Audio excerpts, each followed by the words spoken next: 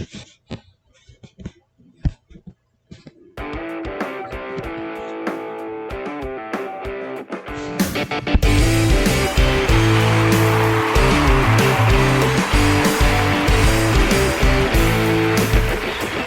welcome back to another edition of the I Prefer the 80s and 90s Sports podcast where I talk about why I prefer the sports of the 80s and 90s over today.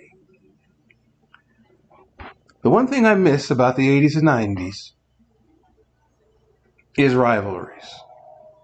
Rivalries push the sport, whether they are football, basketball, baseball, golf, tennis. Rivalries make you watch hockey. You want to watch teams that don't like each other play.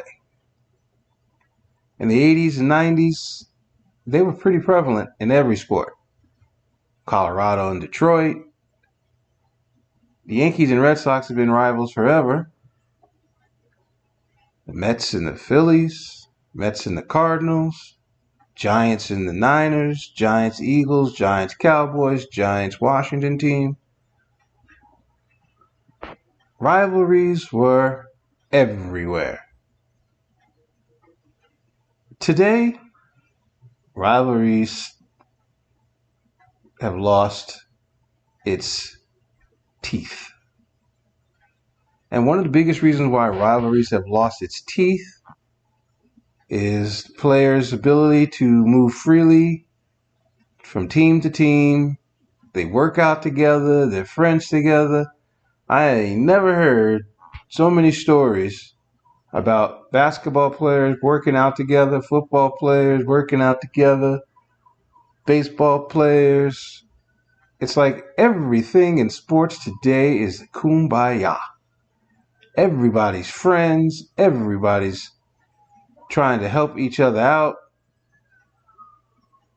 And I don't like it.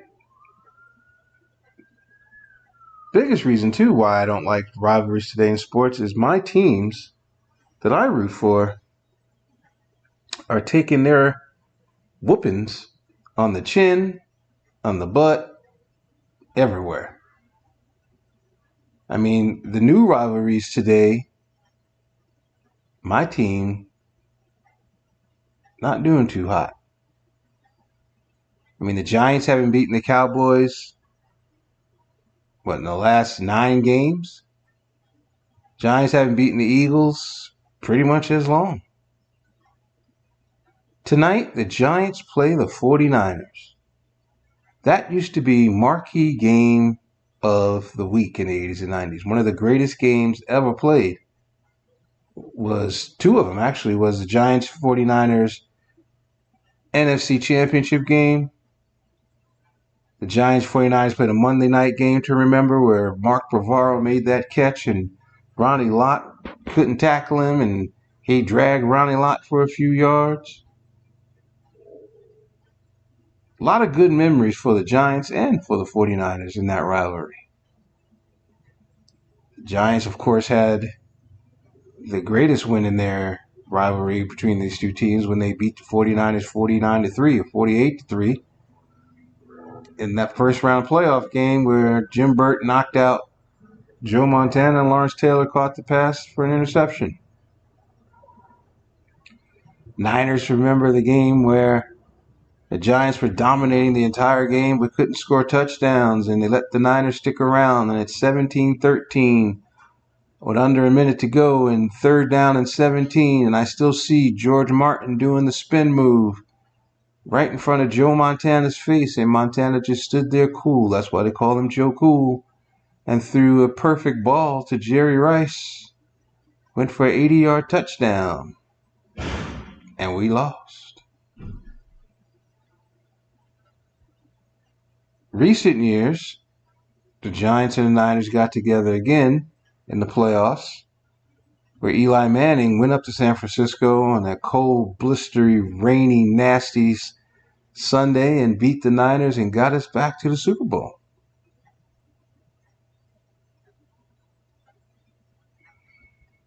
But the Giants have not had much success other than that. The Niners are good. We are trying to be good, but we are beat up, injured only after 2 weeks. We have not been competitive against the Cowboys or the Eagles. And tonight's game scares me. But we've had amazing moments against the 49ers. We don't run from them. We're not afraid of them. The 49ers and the Giants set the tone for the 1980s in football. They were the offensive geniuses, but not given credit for being the defensive genius that they were too. They had the best defense probably of the decade, but never get that love. People talk about the Bears defense being the best defense of that decade because of what the 85 Bears did and what the 85 Bears did to the 49ers too. But I believe the 49ers are the only team in the history of the league to be number one team in defense and offense and win the Super Bowl in the same season. I could be wrong, but I think I'm pretty right. And if they weren't, I think they were number one or number two in each category and won the Super Bowl in the same year. But they were our West Coast rival. We played the Rams a lot in the 80s and 90s. We had some success. They had some success. But we didn't get up for the Rams as much as we got up for the 49ers. I mean, of course, we remember the Rams beating us in the playoffs that year in the 80s. Flipper Anderson caught the pass and ran home to New Jersey where he was from. And John Robinson talking about Lawrence Taylor, he got 2 sacks out of 80 plays. That's pretty good. But in John Robinson's eyes, he felt that Jackie Slater beat him. John Robinson, for those of you who don't know, was the coach of the Rams. But the bottom line, the Niners and the Giants, for some reason, we're big rivals. We know the San Francisco Giants baseball team had roots in New York. They were the New York Giants, and then they moved to San Francisco, obviously. But I don't think that's why we have that rivalry. I think we had that rivalry because they had, in my view, the best offensive players of that decade and probably the best offensive player of that decade in Montana and Jerry Rice. And the Giants had the best defensive player of that decade, which is first ballot by the skin of his teeth, Lawrence Taylor. Inside joke. But lately, it's not been the same because we're moving on up and they're already in the penthouse. Every year, the last few years, they have been chosen as one of the teams to beat to try to get to the Super Bowl. And they've been in the Super Bowl recently, too. We haven't been in the Super Bowl since Eli left in 2018. Which seems such a long time ago. But if you did the math, it's only really 5 years, which doesn't seem right. My simple point is I miss the rivalries of the 80s and 90s. I miss the rivalries of the Giants and the 49ers. I miss the rivalry of the Mets and the Cardinals. And I think sometimes the people on TV who put the games on TV, they try to rejuvenate. They're trying so hard to make us remember those days. The last few weekends, the Yankees have played the Red Sox, and they've made the Yankees and the Red Sox be the Sunday night games. I promise you, the viewership of it wasn't very high because the Yankees and the Red Sox at that time were not fighting for first place.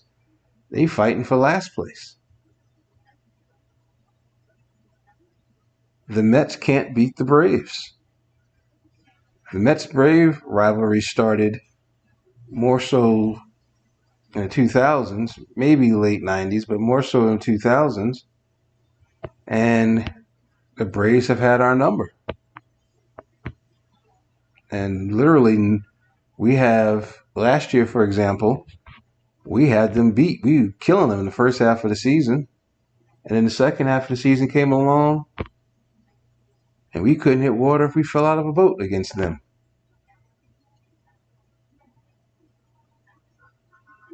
Now, in the 80s, we kicked the Braves' butt because the Braves stunk in the 80s. And we had a powerhouse team in the 80s. Our rival in the 80s in baseball was the Cardinals. And then it became the Pirates. And it's always been the Phillies. But you can't mess with the Braves. I think this year we are I think it's 11-2. Last year they won 10-9. We were up 9-2.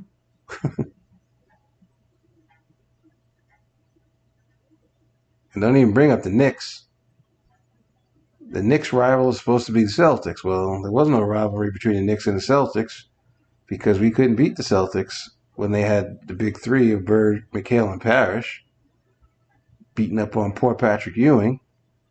And then it became Miami and Chicago because of the coaches, and then Chicago because of Jordan and Ewing's relationship, and that we kept running into Chicago because then Boston fell off. Now it's back to Miami again. But we've had success in the past against Miami. This year we didn't. But of course, everyone remembers Allen Houston taking the shot to hit the front rim, the backboard, and go in to send us to the playoffs. But everybody today is nice to each other. Everybody's everybody's buddy. That's because of the LeBron James effect. LeBron's not mad at nobody, so, everybody's everybody's friend. Michael Jordan, he was friends with people off the court. His best friends, they say, were Charles Oakley and Patrick Ewing, surprisingly. But on the court, he had one mission, and that was to beat everybody who was in his way. And I'm not saying that's not LeBron's mission. I mean, I find it funny that after games, he'll go up to a player and put his arm around them and say, you played hard, you did well, don't let nobody get to you, and just keep working hard. Mike would never say that. Mike would be like, give him the head nod or just walk off the court. Which I find funny. I find funny the stories that we keep hearing about Mike, that he would walk into teams' dressing rooms and ask for where certain players were and say, I'm going to give you 50 tonight. Tell them I'm going to do certain, so to teams and players and other and people just sat there and took it. That's where the Black Jesus thing came in, because you were just in awe of him walking into your locker room and him saying what he said and doing what he said he was going to do. And in most cases, doing it.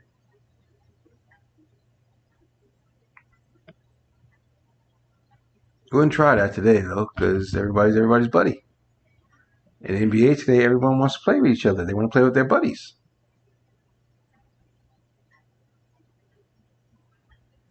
I digress, sorry. But anyway, I hope tonight's game is competitive. I hope the Giants play hard like they did last week, coming off that emotional and unreal comeback against the Cardinals. 49ers are a very good team, but maybe miracles can happen. I believe in them.